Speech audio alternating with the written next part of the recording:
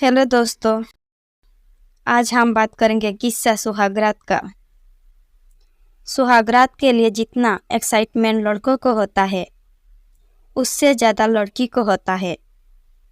कारण क्या है ये किसी से छिपा नहीं है, पर लड़कियों को एक्साइटमेंट के साथ थोड़ा डर, शर्म और घबराहट होती है। मेरी शादी जबरदस्तान में हुई थी 4 जनवरी को। शादी के समय ठंड इतनी थी कि गुलाब जामुन और नान पत्थर हो गए थे। क्योंकि हम बिहार से हैं तो शादी के बाद तुरंत सुहागरात नहीं होती है। हमारे यहाँ एक रस्म होती है कंगन सुड़ाई की। उसके बाद ही आपके पतिदेव आपके करीब आ सकते हैं। और इधर हमारे यहाँ शादी में फर्नीचर और बेड हमेशा से लड़की की तरफ से दिया जाता है। शादी के बाद तमाम तरह के फंक्शन होते हैं। सब कुछ हुआ और मेरे घर से मिला बेड हमारे कमरे में बिछाया गया। बेड पर बढ़िया डनलैप का गद्दा भी बिछाया गया और कमरे में से सजाई गई। सारे रस्म और रिवाजों के बाद अब बारी थी पतिदेव के साथ समागम रचाने की।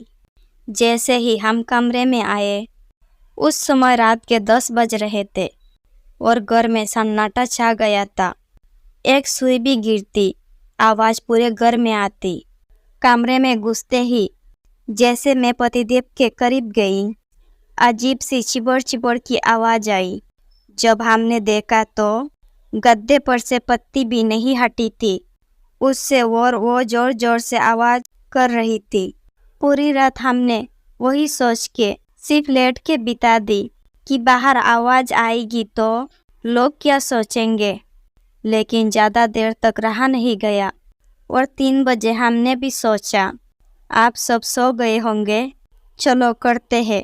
जैसे ही हम दोनों के बीच कार्यक्रम शुरू हुआ, दरवाजे से भाभी की आवाज़ आई और बोली सो जाए अब तो पूरी ज़िंदगी साथ रहना है, बहुत समय है। बाहर तक आवाज़ आ रहे हैं। मैं शर्म के मारे लाल हो गई और बिना कुछ हुए हमारी सुहागरात बन गई।